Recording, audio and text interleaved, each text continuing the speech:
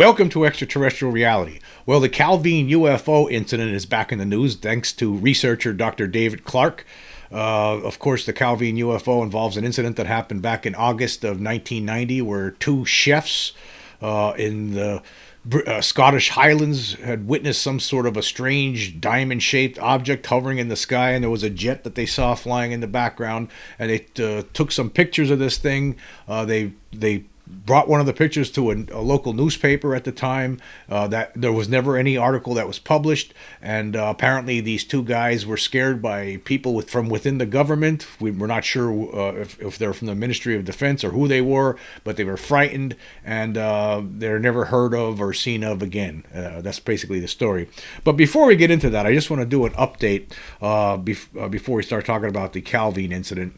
I wanted to talk about what happened with regard to that crypto-terrestrial hypothesis scientific paper that was recently released. I did in my previous podcast, I talked about this, and I mentioned that it had been taken down, that when you went to the ResearchGate website where it had been published, that it was no longer there, and you couldn't find it anywhere online. Now, yesterday, it has returned. So I will leave a link in this description for this show as well as for the other podcast that I did previously, where you could actually check out that entire crypto-terrestrial hypothesis paper that was put forth by Harvard researchers Tim Lomas and Brendan Case, as well as Michael Masters with the Montana Technological University.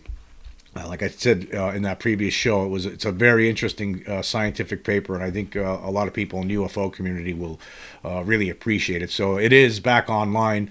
I don't know why it disappeared, but it is back online. But anyway, getting back to the Calvine UFO incident. Now, it was last year sometime. I remember I've actually had on the show Matthew Ilsley. He was someone who worked with Dr. Clarke previously, trying to find the picture that there was a picture that a really good print of the picture that they had received, that they had discovered, and that was big news over a year ago now, probably about a year and a half ago, I would say. And now there was some other witness that has stepped forward, and that's what Dr. Clarke is reporting on. He actually had an article in the Daily Mail from the UK recently, and that's what I want to talk about. Of course, as we know, there were these two young chefs working in this town, Pitlochry, in the Scottish Highlands, and they went out one evening after work, and they saw this object hovering in the sky, and it was incredible to them. And then they told everyone about it, who they worked with, and they actually went to the newspaper. And I'll leave the link for this story. I'm not going to read the entire thing, but I am going to read some segments from it.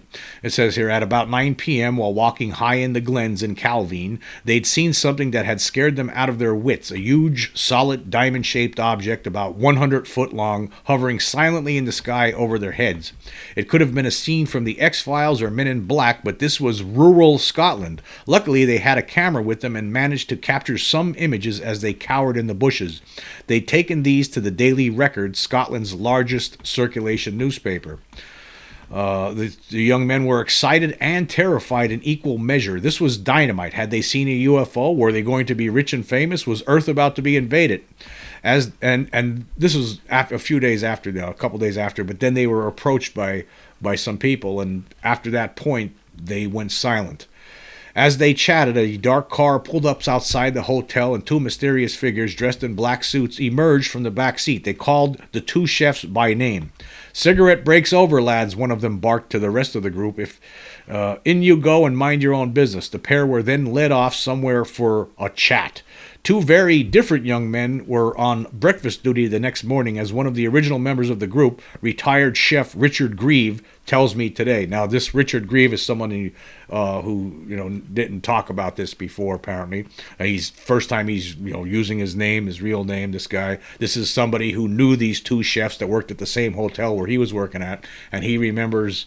He doesn't know who they were, he doesn't know what their names were, but he does remember the incident and how they were affected by meeting with these two guys who showed up in the car in the dark suits. He says here, breaking his silence after 34 years, Richard, now 55, spoke exclusively to the Mail to describe what happened that mysterious night in 1990.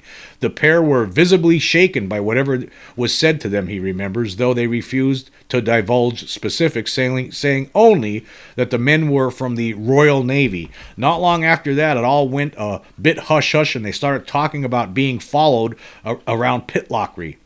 Their demeanor changed. They stopped showing up for work, went off the rails, and one began drinking heavily. He was sacked soon afterwards. The other, who was usually outgoing and larger than life, became introverted and sullen. Within a few months of the visit from the men in the car, they both left the hotel. I haven't seen them since.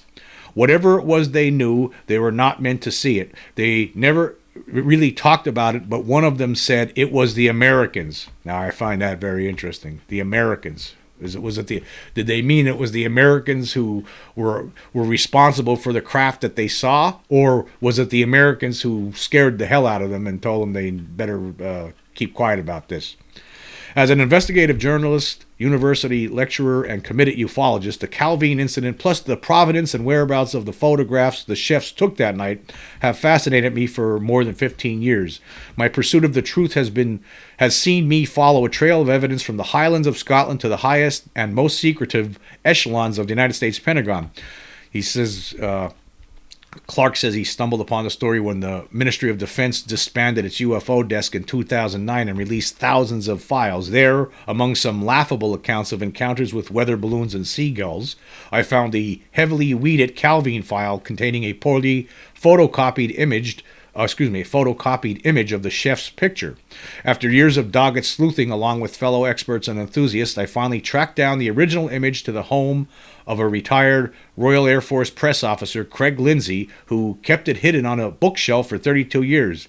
When we spoke in 2022, Craig, then in his 80s and still living in Scotland, confessed, "I have been waiting for someone to contact me about this for more than 30 years.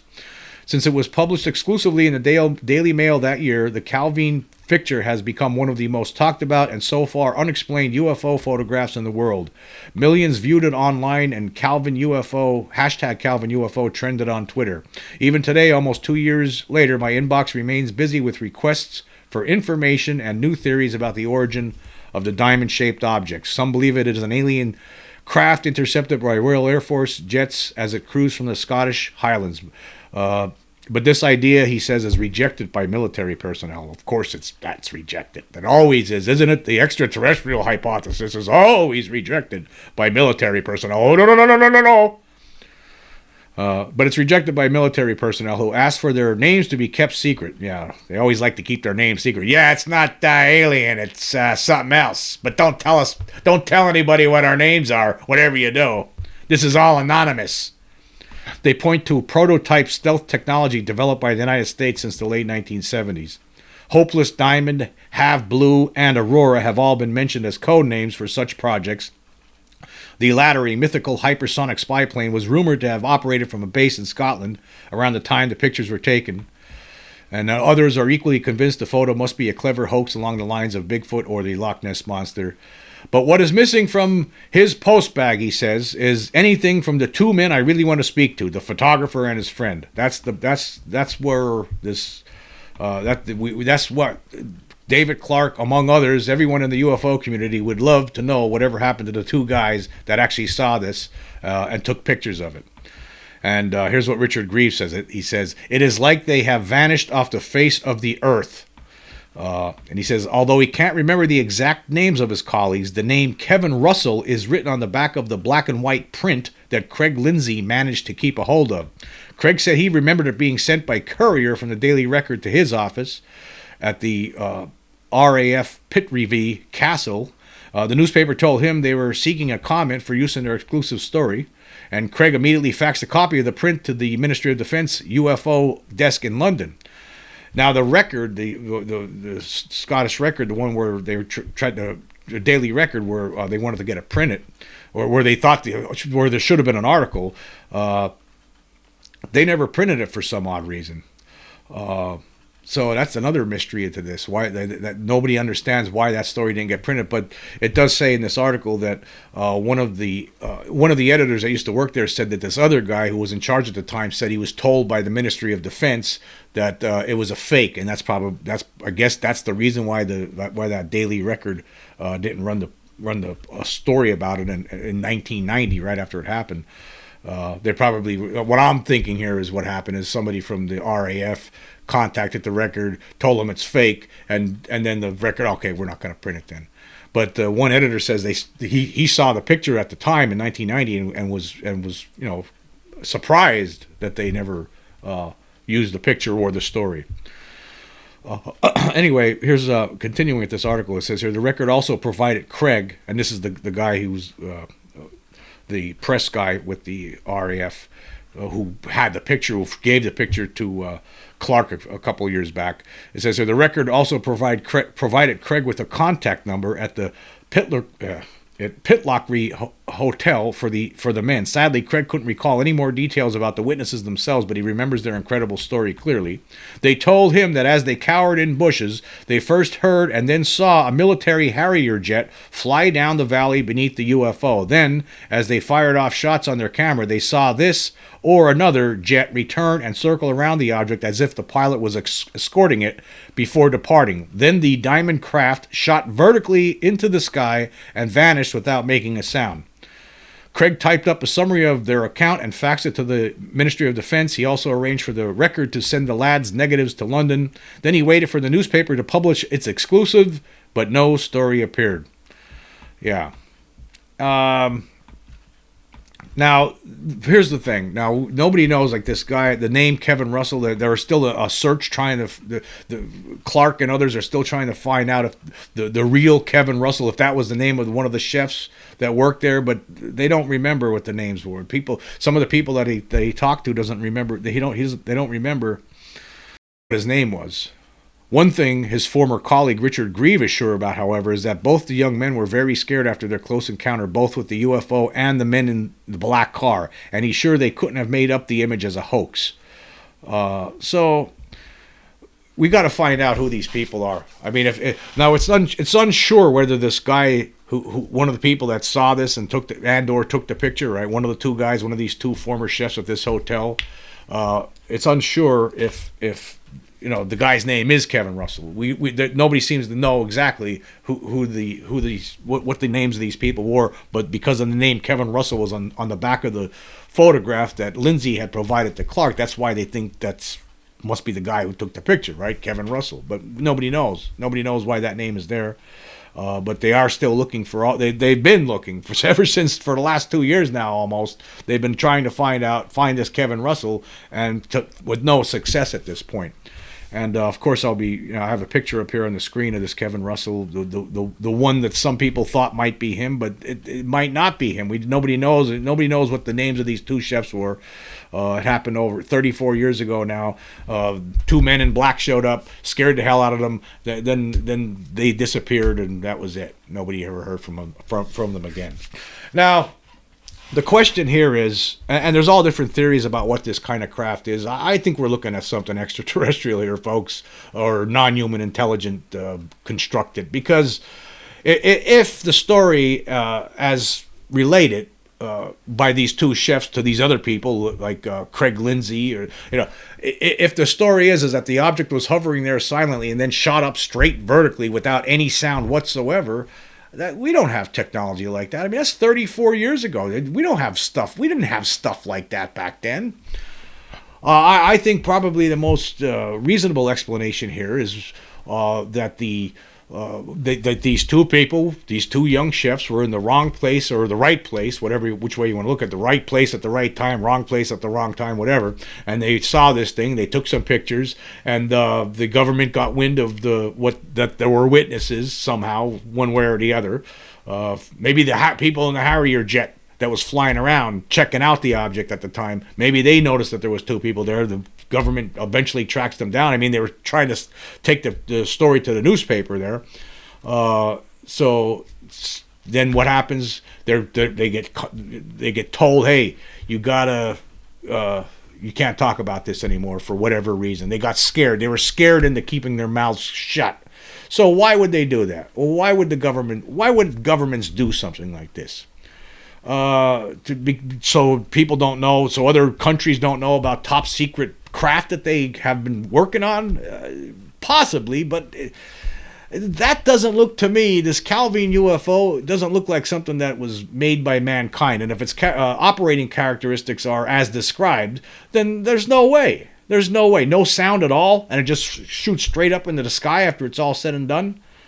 I mean, what probably happened here is the Harrier jets were probably, or jet or whatever was probably there checking it out. You know, maybe they got something on radar and they're checking it out, and then they see this, and this is how it all ends. That's what probably happened, right? The Harrier jet probably was probably called into action to check out what's going on. There's an object that has been spotted over the Scottish Highlands. We better go investigate. So they sent out a jet, and they're investigating it, and they see this thing, and then it just eventually takes off.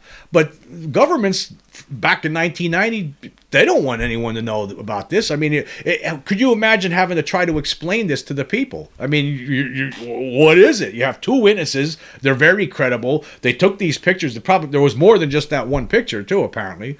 So they had multiple pictures. And what are people going to think when they see this on the front page of the newspaper? Look at this. This is a giant flying saucer, a giant UFO of some kind, diamond-shaped UFO. It's probably extraterrestrials.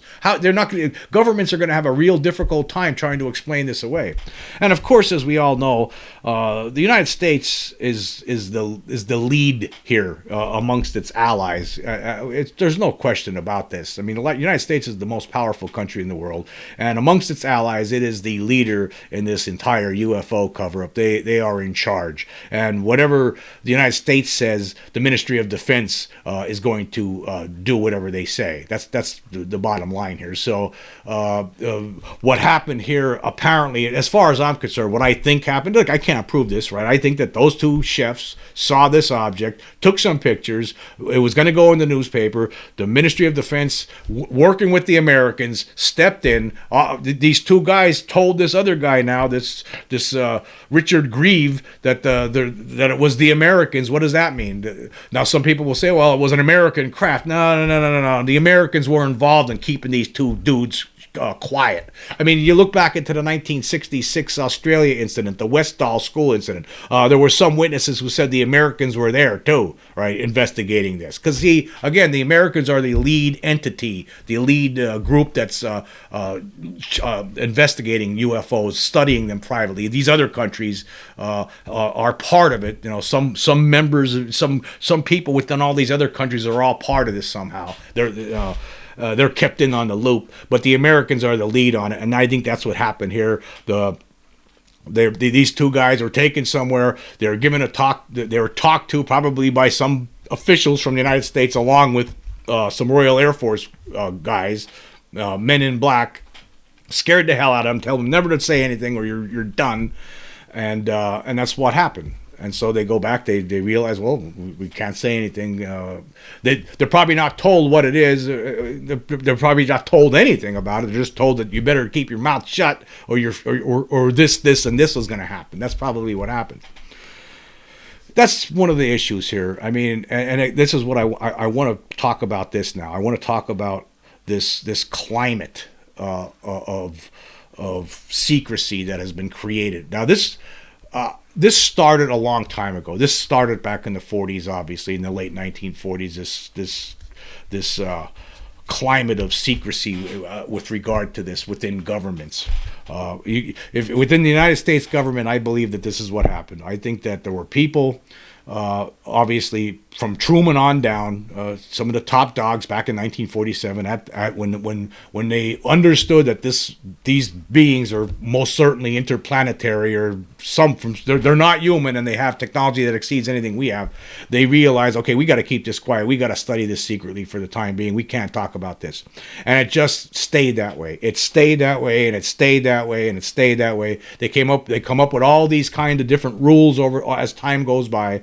And there's different people that are brought into the program as time goes by, and by that point, like, you have to imagine what it might be like there. Like if you're one of it's been suggested that there's like 800 people right now that are on this bigot list, that are part of this secrecy group that are studying this and meeting about it in private and keeping it all a secret from the rest of the world. And that's within the United States, this 800 member bigot list. Now, I don't know if that's true, but there's most certainly some number of people that are part of this group, and they're at some point, all of them, either individually or in small groups, or maybe twos or threes or something, right, are brought in and read in on these programs for whatever reason, to bring in their knowledge and expertise, or whatever, or their leadership abilities, whatever. At some point, they're always brought into us. So the people that are there now, I just want to say this: the people that are in this control group, whatever it is, right, they're brought into something that started a long time ago. And when you have to imagine, when it first started, no one knew it was going to snowball like this, but it has. Now it's out of control, right? As far as everyone, the rest of us should be concerned, because they're still keeping it a secret, because it's almost like a cult. I would have to imagine it's like a cult, because you're brought into it. Say for some reason I get contacted next week, and they find something about me that I could help with this, and they contact me, and I'm brought into it, and they start showing me everything that they've learned over the last so many years, right? Or some aspects of it, because they say that some aspects of this is compartmentalized, right? And they have me read about this, and then they would tell you over and over again that this has to be secret because of this reason, that reason, and this reason. You would actually, after time, right, as being part of this control group, right, you would become affected. You would become brainwashed into the thinking the way that they think. And that's what I think has happened here. And it was started by people who are long dead. So the people that are there now, the people that eventually get read in on it, is it their fault? Is it their fault? Right? Really? Is it their fault that it's still a secret? Because they're brought into something that started a long time ago by people who are dead. Long dead.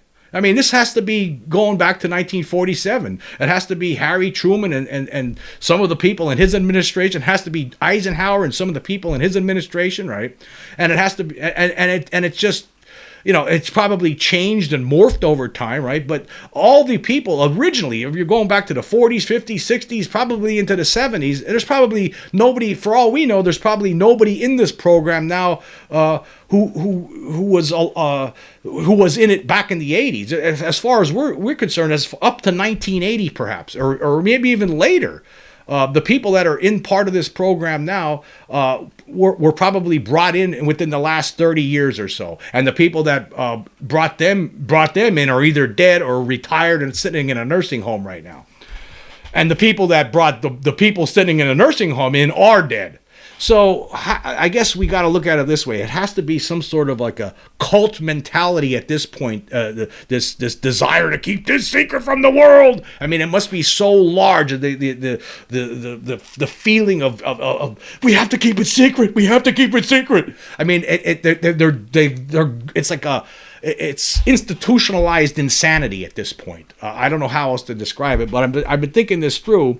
The people that are keeping this a secret, I don't know if they should be held at fault, actually, because the ones there are now at some point individually probably were brought in one at a time, and then they become indoctrinated into this program and they become brainwashed by it.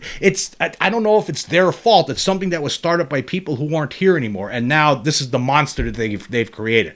They are hanging on tooth and nail to this secret.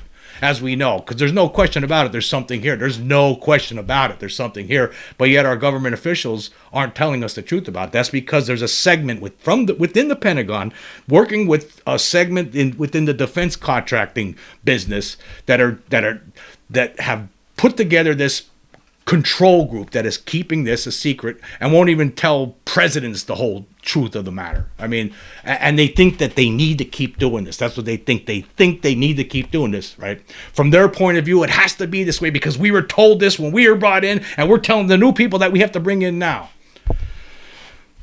That's what I think is happening here. And I think that's why you hear stories like this with the Calvine UFO incident. I would not be surprised if it was Americans that were part of the group of people that went and told these two young chefs, hey, you got to keep your trap shut or else this, or this. And that's why they were scared. That's why their lives seemed to fall apart. That's why they disappeared into thin air afterward. They probably were so scared they'll never talk about anything again because of whatever was told to them.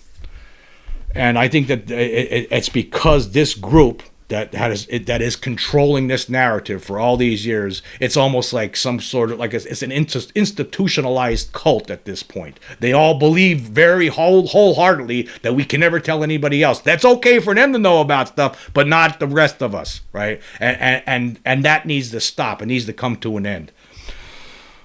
So that's what I see. That's what I think is going on. I think that inside this control group, they really believe in their mission. They're brought into it, and over time, that's why I don't think it happens to everyone. I think that's why you're hearing about some whistleblowers now. I think some of them are like, some of them aren't as easily brainwashed into this mentality, right? And they're like looking around like, well, we still got to tell the rest of the world this, you know what I mean, dude?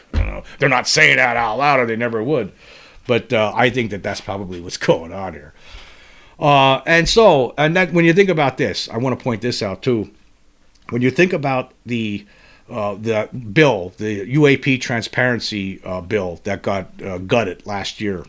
Now there were things in there that would grant immunity to some people that are responsible for this, and I it's a shame it didn't pass. I mean, but I'd say I agree with that. I think that's what we have to do. I know some people out there will disagree with this, right? Some people say send them to jail, send them to prison. I don't agree with that one bit, not at all. No, I don't think at this point. How could you blame anybody that's in that secret control group at this point? Because the people who started this, the people that initiated this, are long dead. And this thing has just gotten out of control. And I can't imagine, that it would be the fault of the people that, how could it be, like, say, 3 years ago, some guy who, a big Pentagon name, he gets vetted without even him knowing it. And they think, well, this guy would be good in a leadership role in this secret control group. And then they bring him in. And then he's in. And he sees all this, and over time, maybe he starts agreeing with everyone in there because it's fanatical at this point. It's like fanatical, right? We got to keep this a secret. Oh my God, we can't let the world know.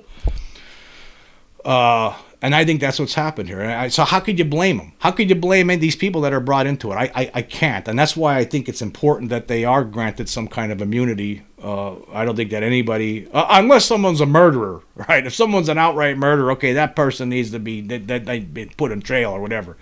But other than that, for keeping it a secret, for keeping this away from the people, I think we have to grant them immunity at this point, just to get over this. I mean, that's the whole problem with the human race when you really think about it, isn't it? Like we're like a lot of people. There's going to be lots of calls for blood when this thing is all over, right? Not blood literally, but people going calling for people to get sent to prison and stuff like that. And I think we do. I think we do grant them. We do. Hey, we'll give them. You're gonna get immunity. And that's fine. There were reasons why the cover-up started in the first place, right? Is it their fault that they were brought into a program at later in a later point in time, right? Not by the people who started it. You can understand how this got out of control. You could see it, and you could see what could possibly be what the atmosphere would be like in something like this, and the intensity and the mindset. It would be different than the kind of lives that rest of us are living. And we can't have this. It can't be good to have just a group of people. Think about this. It cannot be good to have a group of people keeping this kind of a secret to themselves. The pressure and the stress and everything else. That's why another reason why this needs to end. This is insanity. It's insanity. And besides that, we have the evidence now. If they can't deny it anymore. I sent a letter last week to the Pentagon. Or this week, actually, yeah, earlier this week, I said it. I mean, there's proof. They're not going to be able to debunk that. I mean, how are they going to respond now? If they probably won't, but it's time to end this. And there's all these other things, all the whistleblowers, all of it. Think about it. This climate that they've created, this secretive organization, has to come to an end. It's not good. It's not good for them. It's not good for the world. So I think it is going to come to an end. I think that they need to start seeing this, and people in Congress, I think you need to try to push more bills like that where you have the immunity in there. Grant them immunity. So I mean, whatever it takes to end this, right? It doesn't matter. Even if you're against it, right? Even if you don't like the idea, you still want to see this disclosure come, right? Well, the way to do that is to grant them immunity. Let's get it over with and move on. I think everybody out there will definitely understand how this thing started in the first place and how it got out of control as the decades went by. You could actually see it. It actually makes sense. I could understand why they would want to keep this secret. At the same time, especially initially, but now it's out of control. This is way past time. It's way past time, especially now that the evidence is coming out. The public is figuring it out for itself. And let me just point something else out. Stuff like that, like what happened in Vegas, right? There's going to be more of that as time goes on. These cameras, on these cell phones, are going to keep improving and getting better. And there are more security cameras are going to be getting installed in other places. And there's going to be more imagery and proof that people are going to find and capture on there's going to be more evidence is going to mount, and sort of why wait until that happens? You already have the Vegas proof out there at this point, and it's over, it's done, and that should end this whole debate. Anyway, I'm going to get caught up on my recent Spotify polls. For the episode Robot-Like Creatures Abduct Bus Driver and Show Him Strange Images, I asked this question: what were the beings who abducted Antonio La Rubia in 1977 Brazil? There were 26 votes. 6 people, or 23.1%, say mechanical robots. 7 people, or 26.9%, say biological entities. And 13 people, or 50%, say cyborgs. Yeah, they were really... they were like robots. I think I might go with the minority. You know what? Maybe I'll go with the majority. No, I'm going to go with the majority. I'm going to go with cyborgs. Yeah, that's what I'm going to go with. I think, it could have been maybe a half, something like those creatures in Doctor Who, the Daleks. They're like some sort of a cybernetic creature. Yeah, I'm going to go with the cyborgs on that one. Yeah. I mean, who knows? I mean, I think anything's possible, so why, yeah. Could be. For the episode Pentagon Formally Notified of Las Vegas Alien Proof, I asked this: of the choices below, which one do you believe is the most likely to happen because of the letter? Only one person, or 2.3%, say disclosure/acknowledgement. 12 people, or 27.3%, say gaslighting, and 31 people, or 70.5%, say there will be no response. I'm optimistic. I'm going to go with the one person that says disclosure, even though it's probably not going to happen. But I want to be optimistic. I think that they need to acknowledge this already. I think it's long past. I think it's overdue. It's just long past. It's time to get over this hump. It's just time. It's time. We're way past it. All right, for the episode, Harvard study hypothesizes that crypto-terrestrials could be responsible for UAP. I asked this question: who is most likely responsible for all of the UFO and alien encounters that have been reported throughout the years? Okay, 3 people, or 9.4%, say demons from hell. Okay, 8 people, or 25%, say crypto-terrestrials. 9 people, or 28.1%, say interdimensional beings, while 12 people, or 37.5%, say extraterrestrials. I agree with the majority here for sure. Extraterrestrials, I do believe that. Now, there are a lot of people do think it could be crypto-terrestrials and interdimensional beings, and that's possible. It doesn't make... we just don't know. We know there's something here. We just can't say with 100% certainty exactly where they came from, right? But there is most certainly some sort of an intelligence here operating. This is one of the things, just earlier today, this is one of the other reasons why we need to have disclosure. Like, when you think about that Harvard study, the crypto-terrestrial, you have all the stuff that that they're hypothesizing, all this speculation. I mean, that's we need to close this gap a little bit. There's just too much mystery to this stuff. We need to know the reason. We need to know what people in governments have been learning, have been figuring out secretly. We need to know what they know, because just earlier today I was looking at a video where in a lot of cases, a lot of UFO cases, you see a flying saucer and you'll see like 2 or 3 orbs hovering around it. Like, there's a lot of cases like that. They're orbs, where people see orbs along with something else. And there's all this speculation. I saw some guy on Twitter saying that he thinks that these orbs, he's actually stating it as fact, actually. It didn't seem like he was theorizing. He felt he was stating this as a fact, saying that they're Atlantean, that this was technology that was created by humans in the long past, that humans were here before, and it was some sort of a defense these orbs serve as a defense mechanism to outside invading forces, and that's what they go into action. They activate when there's a threat, and that they go up into the sky and they make sure that the flying saucer doesn't do this or that or the other. Now that's not. I don't know how anybody could state something like that as a fact. How does anybody know that? Nobody could possibly know that. Now, there have been orbs, and there have been orbs seen along with the flying saucers. We don't know what the reasons are, but I am sure that people who have been studying this secretly within the government, who have all of this technology at their disposal to study these things, technology that the regular Joe out there doesn't have, right?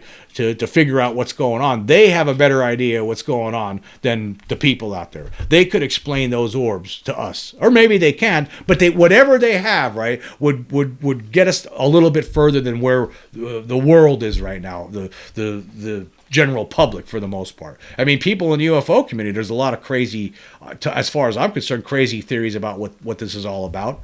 I don't know. I know there's something here. That's pretty much all we could really say. And sometimes they abduct people. I do believe that, because I saw one in my bedroom, right? And I know all these other people who said that they were abducted. They can't all be lying, right? I totally believe people like Whitley Strieber. He's not making that up. And then there's all the sightings themselves. There's something here, there's no doubt about it, but there's just wild speculation. I speculate wildly all the time, because I just don't have, we just don't have enough answers to fill in some of the blanks. But I can assure you, the people work for over 80 years who have been studying this secretly, they would have something that would help fill in some of the blanks, and then we could take it from there. That's one of the another reasons why it's so important to end this cover-up. We got to do it. It has to happen. It really does. Anyway, I want to say thank you all for joining me. Until next time.